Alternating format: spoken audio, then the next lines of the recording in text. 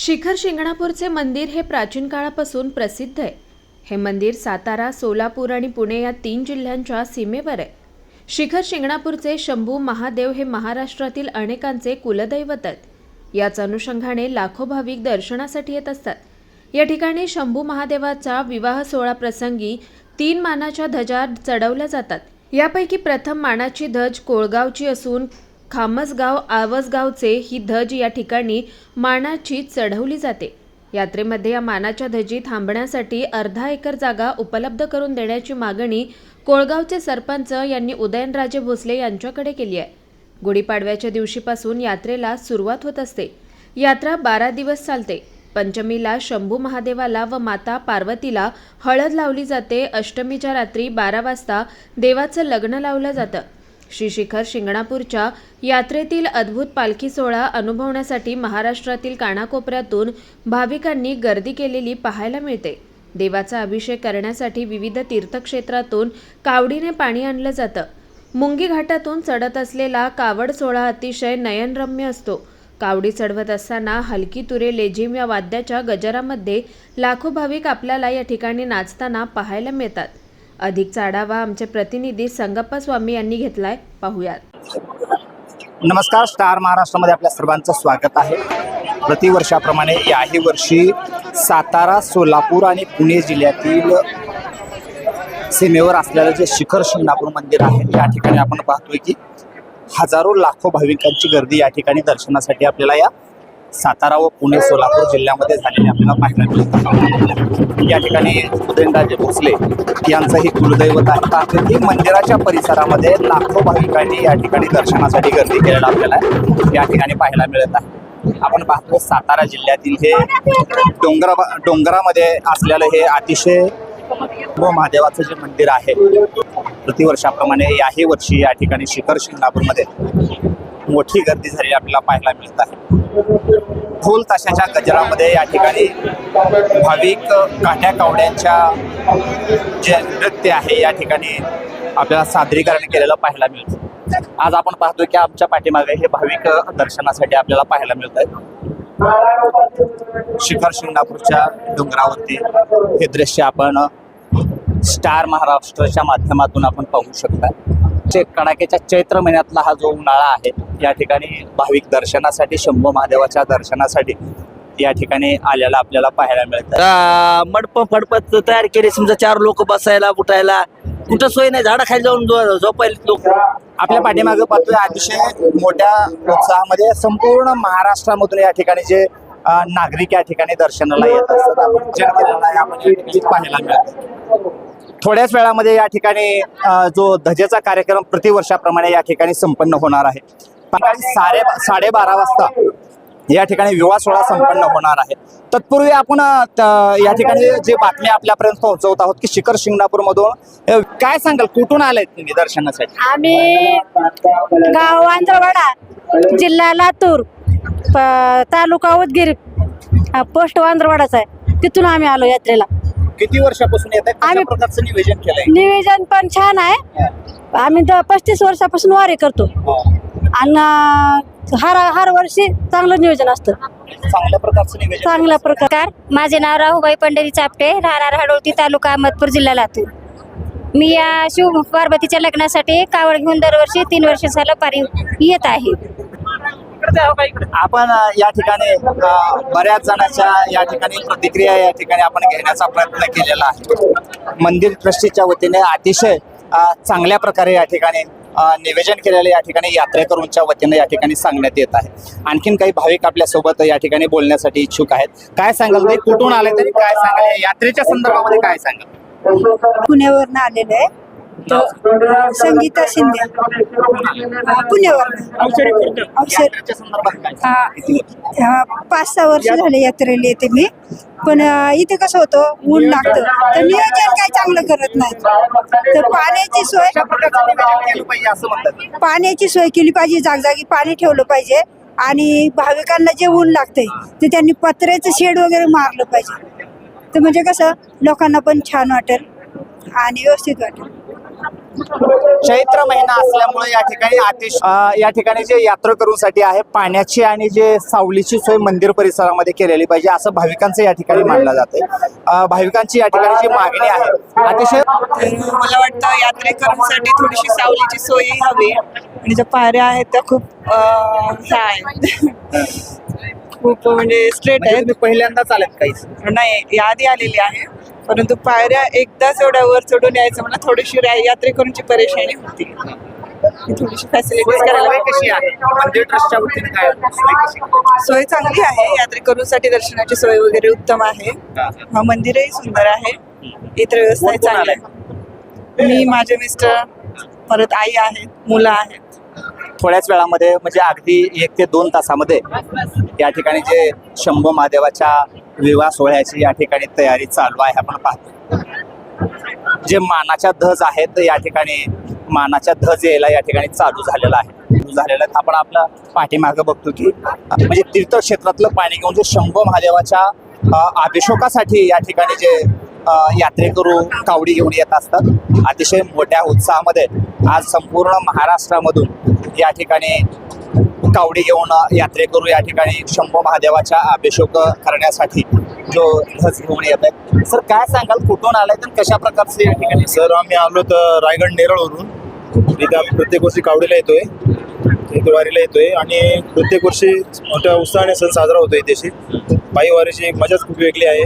हे प्रत्येक शिवभक्तांनी इथे येणं अनिवार्य आहे.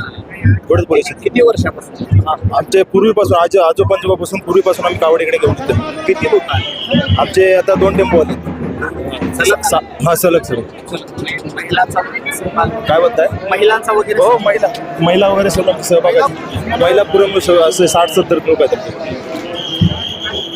किती दिवसापासून चालतात? आम्ही आता 10 दिवस झाले. 10 दिवस. म्हणजे 10 दिवसाच्या प्रवासामध्ये किती रन तुम्ही पास केलाय? 350-400 किलोमीटर. म्हणजे 10 दिवसामध्ये 450 किलोमीटर हो. रन या ठिकाणी हो. पार केलेले. आपण पाहतोय की महाराष्ट्रामधून कानाकोपऱ्यातून या ठिकाणी जे यात्रेकरू येत असतात. आपण पाहतोय की आपल्या पाठीमागं जे आहे ही मानाची धज या ठिकाणी शंभू महादेवाचा जो विधी या ठिकाणी संपन्न होणार आहे. लग्न सोहळा या ठिकाणी सायंकाळी 12 वाजता संपन्न होणार आहे. तत्पूर्वी ही जे मानाची धज आलेली आहे आपण पाहणार आहोत की ही धज कशा प्रकारे ही धजेचं नियोजन केलं जातं हे आपण जाणून घेणार आहोत. ते या ठिकाणी शिखर शिंगणापूरमध्ये मानाची धज या ठिकाणी कोलगावची आहे. अवघ्या काही तासामध्ये शंभू महादेवाच्या दर्शनासाठी या ठिकाणी जे विवाह सोहळा संपन्न होणार आहे. या ठिकाणी जे मानाची धज आहे 1 वर्षापासून या ठिकाणी जे मानाची धज या ठिकाणी बनवली जाते. आपण पाहू शकतो कशा प्रकारचे या ठिकाणी तयार महाराज काय सांगितलं कधीपासूनची परंपरा आहे? ही जवळपास आमची 6वी-7वी पिढी आहे. आम्ही धज घेऊन येतो. प्रथम मानाची कोळगाव येथील धज मानकरी अशोक धोंडेबा गोंगे हे आहे. त्यांचा मुलगा मी महेश म्हणून आता मुलं घेऊन येतो आहे. आम्ही जवळपास 250 किलोमीटर पायी चालत येत असतो आणि येताना माझ्याजवळ जवळपास 700 ते 800 भाविक पायी येत असतात. मागणं जवळपास 5 ते 10 हजार पब्लिक दर्शनासाठी आलेले आहे. ही शिवाजी राजांपासून आम्हाला दिलेला मान आहे आणि तो आम्ही आज तागाय चालवत आहोत. वंश परंपरागत तो मान चालवत आहोत. किती धज या ठिकाणी मानाच्या 3 धजी येतात असतात. एक खामसवाडी आणि एक आवाजगाव आणि प्रथम मानाची कोळगाव येथील आहे. मानाच्या धजी या ठिकाणी येत असतात. 3 धजे या ठिकाणी येत असतात असं सांगण्यात आलेलं आहे. आपण पाहतो आता सांगितलेल्या प्रमाणे जे धजेचे मानकरी आहेत सांगितलेले 3 या ठिकाणी शंभू महादेवाचा जो विवाह सोहळा या ठिकाणी संपन्न होतोय. 3 मानाच्या धजी जी आहेत या ठिकाणी शंभू महादेवाचा जो अवघ्या 1 ते 2 तासामध्ये जो धजेचा कार्यक्रम या ठिकाणी संपन्न होणार आहे. ही 3 मानाच्या धजी चालल्यानंतर सायंकाळी 12 वाजता या ठिकाणी शंभू महादेवाचा विवाह सोहळा या ठिकाणी संपन्न होणार आहे.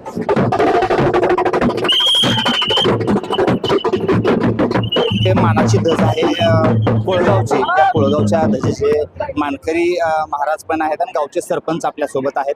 कशा प्रकारचं या ठिकाणी या धजेचं नियोजन केलं जाते आणि लग्नविधीचा सोहळा जो सायंकाळी 12 वाजता या ठिकाणी संपन्न होणार आहे. आपण पाहतो की लाखो भाविकांच्या उपस्थितीमध्ये हा या ठिकाणी धजेचा कार्यक्रम या ठिकाणी संपन्न होतोय. तर काय सांगाल की कशा प्रकारे आपण गावातून या ठिकाणी या धजेचा आरंभ केला जातो आणि अतिशय लाखो भाविकांच्या उपस्थितीमध्ये हा धजेचा याचा मान हा कोळगावला गेल्या अनेक वर्षापासून आहे. हरिभक्तपरायण गोंगे महाराज, नलगे महाराज आणि समस्त गावकरी हे सगळेजण वाजत गाजत गावत आणि बसगावत या ठिकाणी घेऊन येतात आणि 160 किलोमीटर जवळपास पायी त्या ठिकाणी चालत येतात. मानाची धज ही कोळगावची आहे. आमच्या गावाला मोठी परंपरा आहे. या देवस्थानची जमीन सुद्धा कोळगावला त्या ठिकाणी 150 एकर आहे आणि हरिभक्तपरायण गोंगे महाराज यांच्या मार्गदर्शनाखाली या ठिकाणी आम्ही सगळे गावकरी या ठिकाणी येत असतो आणि कोळगावच्या धजेचा मान हा पहिला मान आहे आणि नंतर बाकीचे मान आहेत. त्यामुळं आम्हाला त्याचा अभिमान आहे. निश्चितपणे छत्रपती शिवाजी महाराज असतील, उदयन महाराज असतील, छत्रपती संभाजी महाराज असतील यांच्या मार्गदर्शनाखाली अतिशय सुंदर काम खरं तर या ठिकाणी या मंदिराच्या परिसरात होत आहेत. महाराजांचंही भरपूर सहकार्य त्या ठिकाणी असतं आणि निश्चितपणे आम्हाला सगळ्या या गोष्टीचा अभिमान आहे की आम्हाला आमचा मान या मोठ्या देवस्थानासाठी आहे याचा आम्हाला अभिमान आहे. छत्रपती उदयनराजे भोसले यांच्या वतीने या मंदिरासाठी काय केली भासते? याच्यामध्ये काय होतं, गर्दी फार मोठ्या प्रमाणात महाराष्ट्रातून सगळ्या लोक येतात, त्यामुळे नियोजन करणं अशक्य होतं. पण तरी सुद्धा सगळे संयोजक मंडळी, व्यवस्थापक मंडळी चांगलं नियोजन करतात. परंतु जे काही मानाच्या धज आहेत त्यांना पासेस आणि त्यांना आधी बैठकीला बोलून त्यांना थोडंसं विश्वासात घेणं गरजेचं आहे. जे चालत येतात त्यांच्या दर्शनाची सोय, ज्या मानाचे धज आहेत त्यांच्या दर्शनाची सोय व्हावी अशी आमची उदयनराव महाराजांना विनंती आहे. अशा प्रकारे जे कोळगावचे सरपंच आहेत यांनी उदयनराजे भोसले यांना विनंती केलेली आहे की येणाऱ्या यात्रेकरूंसाठी अतिशय चांगल्या प्रकारे या ठिकाणी नियोजन करावं. याचबरोबर यांच्यासोबतचे सहकारी सुद्धा आहेत. काय सांगाल की आज यात्रेमध्ये इतक्या मोठ्या समाजामध्ये आज आपण हे बस घेऊन येतो, काय अपेक्षा आहे तुमची की महाराजांनी तुमच्या भागामध्ये काय केलं पाहिजे? महाराजांना तर धन्यवाद. अतिशय सुंदर कार्यक्रम या ठिकाणी आयोजित केलेला आहे. पण आमचं एकच गोष्ट आहे की आम्ही आमचं कोळगाव गाव आहे, त्यामधून किमान आज 2-3 हजार लोक या ठिकाणी आलेले आहेत. आम्हाला असं उदयनराजेंनी एक विनंती आहे की आम्हाला आमच्या हक्काची एक अर्धा एकर जागा त्यांनी देवस्थानच्या वतीने दिली होती. आम्ही त्या ठिकाणी आमचा सभामंडप बांधू आणि आमच्या कायमच्या लोकांची याची राहायची सोय या ठिकाणी होईल अशी आम्ही विनंती त्यांना करतो की आम्हाला या संस्थांच्या कुठेतरी कोपऱ्यामध्ये आम्हाला एकरभर किंवा अर्धा एकर जागा जर दिली तर आम्ही ती आमच्या गावाच्या वतीनं या ठिकाणी सुंदरसा सभामंडप बांधू आणि तो इतर दिवशी लोकांचे पण उपयोगी पडेल. तुम्हालाच दिली पाहिजे का सगळ्यांना? नाही, सगळ्यांची सोय व्हावी. आम्ही जर सभामंडप बांधला तर आमचे सभामंडप सगळे राहिले तरी काही प्रॉब्लेम नाही. त्या सभामंडपाची 100% तयारी आम्ही या ठिकाणी करू. आमचं गाव मोठं आहे आणि गावामध्ये भाविक जास्त आहेत, त्यामुळे उत्पन्नाला कमी नाही. आम्ही भरपूर देणगी या ठिकाणी जमा करून ती बांधू आणि राजांचं पण आम्हाला सहकार्य होईल ना. त्यांनी मनात आलं त्यांनी एक शब्द टाकला तर इथे सोन्याची नेगरी उभी राहील तर सभामंडप तर कधी पण उभा राहू शकतो ना. निश्चितच येणाऱ्या काळामध्ये छत्रपती उदयनराजे भोसले यांच्या विनंतीला मान देऊन या ठिकाणी यांचे जे मागण्या आहेत ते पूर्ण करतील ही अपेक्षा या ठिकाणी व्यक्त करतो. स्टार महाराष्ट्रासाठी संगप्पा स्वामी, शिखर शिंगणापूर. नवनवीन घडामोडी पाहण्यासाठी स्टार महाराष्ट्र न्यूजला सबस्क्राईब करा आणि ताज्या बातम्यांचे अपडेट मिळवण्यासाठी बेल आयकॉनला प्रेस करा आणि परिपूर्ण बातमीबरोबर रहा, इतरांपेक्षा एक पाऊल पुढे.